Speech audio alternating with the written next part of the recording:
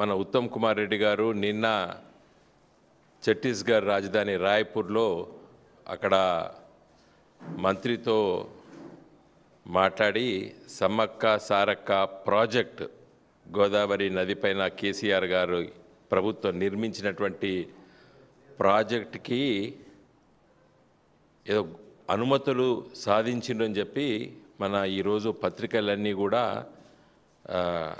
Top headlines పెట్టినాయి. Sammakka Sarakka barrage అంత గొప్ప అనుమతులు ఏంది, అసలు ఏంది, ఏం సాధించిండు రేవంత్ రెడ్డి గారి ప్రభుత్వము, ఉత్తమ్ కుమార్ రెడ్డి గారు అని చెప్పి నేను కొంచెం లోతుగా దాన్ని చదవడం జరిగింది. ఏం తీసుకొచ్చిండంటే 50 ఎకరాల ముంపుకు అనుమతులు ఇస్తామని ఒప్పుకుంటే అంత పెద్ద ప్రచారం. ఎన్ని 50 ఎకరాల ముంపుకు ఛత్తీస్గఢ్ ప్రభుత్వము అనుమతి ఇవ్వడానికి సుముఖంగా ఉన్నదని చెప్పి ఆ మంత్రి చెప్తే ఇవాళ దానికి అంత పెద్ద ప్రచారం మరి తెచ్చుకున్నది రేవంత్ రెడ్డి గారి ప్రభుత్వం. ఇలా సమ్మక్క సారక్క బ్యారేజ్కి అనుమతులు అంటే నేను ఏదో చాలా ఏమొచ్చిందబ్బా, ఎన్ని డబ్బులు వచ్చినాయి, ఏమొచ్చినాయి. ఎందుకంటే మేమందరం ముఖ్యంగా పూర్వపు వరంగల్ జిల్లా నాయకత్వం ఉద్యమ కాలం నుండి ఎన్నోసార్ల మరి గోదావరి నదిలో తలపెట్టినటువంటి ప్రాజెక్టుల డిమాండ్ ఉద్యమ కాలంలో, ఇప్పుడు కాదు, తెలంగాణ వచ్చిన తర్వాత కాదు, కాంతెనపల్లి ప్రాజెక్ట్ నిర్మించాలని చెప్పి దాదాపు 1000 మందిని తీసుకెళ్ళి ఎండాకాలంలో గోదావరి నదిలో దిగి మరి అక్కడ కార్యక్రమాలు జరిపినాం ఆ రోజు. సో ఈ విషయానికి వస్తే ఏం సాధించాడు, 50 ఎకరాల ముంపుకు గురైతున్నది ఏది, సమ్మక్క సారక్క బ్యారేజ్ నిర్మాణం వల్ల. దీని గురించి వెళ్ళి క్లుప్తంగా 2-3 విషయాలు చెప్పాలని నేను, ఎందుకంటే 2001 నుండి ఈ రోజు వరకు తెలంగాణ రాష్ట్ర ఏర్పాటు ఉద్యమం లోపల కేసీఆర్ గారి నాయకత్వాన పనిచేసిన వాళ్ళం మేము. టీఆర్ఎస్ పార్టీ 2001 ఏప్రిల్ 27వ తారీఖు నాడు కేసీఆర్ గారు ఆవిష్కరించిన తర్వాత కరీంనగర్లో ఒక బహిరంగ సభ, మే మాసంలో 2001లో, జూన్లో వరంగల్లో సభ ఏర్పాట్లు చేస్తున్నాం మేము. ఆ రోజు 2001 జూన్లో వరంగల్లో హన్మకొండలో సభ ఏర్పాట్లు చేస్తున్నాం. ఆ రోజు వరకే తెలంగాణ లోపల కేసీఆర్ గారు ఉపన్యాసాల పట్ల ఆకర్షితులై ప్రజలు తండోపతండాలుగా ప్రజలు వస్తున్నారు, సభలు సక్సెస్ అవుతున్నాయి. దాన్ని చూసి భయపడి ఆ రోజు చంద్రబాబు నాయుడు గారు ముఖ్యమంత్రి, కడియం శ్రీహరి గారు ఇరిగేషన్ శాఖ మంత్రి వరంగల్ జిల్లా నుండి, ఆ రోజు తెలుగుదేశం పార్టీ నాయకులు ఏం చేసినారు, గోదావరి నుండి ఎత్తిపోతల పథకం బ్రహ్మాండంగా వరంగల్ జిల్లా, కరీంనగర్ జిల్లా, నల్గొండ జిల్లాలకి ఒక బ్రహ్మాండమైనటువంటి పథకము గోదావరి నుండి దేవాదుల దగ్గర నుండి ఎత్తిపోసి 811 కోట్ల రూపాయలు అనుమతుల పత్రం జీవో కూడా ఇష్యూ చేశారు. ఏది, కేసీఆర్ గారు వరంగల్ సభ పెట్టేటప్పుడు. దాని పేరు దేవాదుల ప్రాజెక్టు. 2004 దాకా రూపాయి ఖర్చు పెట్టలేదు చంద్రబాబు నాయుడు గారు, ఆనాటి మంత్రి కడియం శ్రీహరి గారు ఇరిగేషన్ శాఖ మంత్రి. 2004లో రాజశేఖర రెడ్డి గారు వచ్చారు, తర్వాత ప్రారంభమైంది ఈ ప్రాజెక్ట్. నేను అప్పుడు హన్మకొండ ఎంపీని, నాకు మొత్తం తెలుసు. 2009 వరకు ఫస్ట్ ఫేజ్ దాదాపు కంప్లీట్ అయింది. ఎంత అన్యాయం అంటే ఇలా రేవంత్ రెడ్డి గారు, ఉత్తమ్ కుమార్ రెడ్డి గారు ఆలోచించాలి.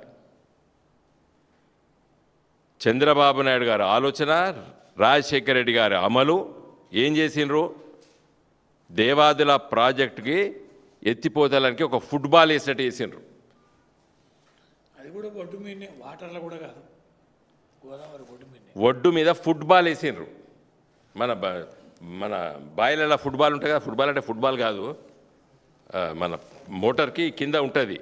దాన్ని మేము గ్రామీణ ప్రాంతాల నుంచి వచ్చినాం కాబట్టి దాంట్లో నీళ్లు ఆగుతాయి, దాన్ని రిపేర్ చేయాలి, నీళ్లు పోయాలి, ఊదాలి, కథ ఉండే చిన్న చిన్న బాయిలకి. అలాంటి ఫుట్బాల్ గోదావరి నదిలో వేసి నీళ్లు ఎత్తిపోతల పథకం ద్వారా తీసుకొచ్చినటువంటి ప్రాజెక్టు దేవాదుల ప్రాజెక్టు. ఫ్లడ్ వచ్చినప్పుడు అది 170 అది అంటే 70 మీటర్స్ ఆ ప్లేస్లో దాన్ని ఆలోచన చేశారు వాళ్ళు. చేస్తే ఒకసారి బురదకు మొత్తం పోతే మేమే ఓ రోజు అందరం కలిసిపోయినాం హన్మకొండలో 2006-7. అంటే ఎంత అన్యాయంగా ఆలోచన చేశారు. దేవాదుల ప్రాజెక్టు దాదాపు 15 నుండి 20 వేల కోట్ల రూపాయలు ఖర్చు పెట్టింది రాజశేఖర రెడ్డి గారి ప్రభుత్వం, కాంగ్రెస్ ప్రభుత్వం. కానీ నీళ్లు ఎత్తిపోయడానికి 37 టీఎంసీ నీళ్ళు ఎత్తిపోసి దాదాపు 6 లక్షల ఎకరాలు వరంగల్ జిల్లా, కొంత నల్గొండ జిల్లా, ఆలేరు, అటు తుంగతుర్తి ఆ ప్రాంతాల్లో కూడా కొన్ని ఇస్తామని చెప్పి ప్రామిస్ చేసిండ్రు. మరి నీళ్ళు ఎక్కడుంటే గోదావరిలో నీళ్ళు ఉండాలి, ఆ ప్రవాహం ఉంటేనే వస్తుంది. 170 రోజులు పుష్కలంగా నీళ్ళు ఉంటాయని చెప్పి ఆలోచన చేస్తే 110 రోజుల వరకు కూడా నీళ్ళు అది గుంజలేకపోతుంది. ఫుట్బాల్ మోటార్లు గుంజలేకపోతాయి. ఎవడు ఆలోచించలేదు ఇది. కేసీఆర్ గారు ఆలోచన చేసి ఇవాళ అక్కడ బ్యారేజ్ కట్టిందే సమ్మక్క సారక్క బ్యారేజ్. మేము నిందించినామా? గత ప్రభుత్వం చేసే తప్పిదాన్ని తీర్చిదిద్దినాం. మిస్టర్ రేవంత్ రెడ్డి, ఉత్తమ్ కుమార్ రెడ్డి, మేము దాన్ని సరి చేసినాం. మీరు చేసిన తప్పిదాన్ని సరిదిద్దినాం మేము. కానీ ఎప్పుడు కూడా చెప్పుకోలేదు.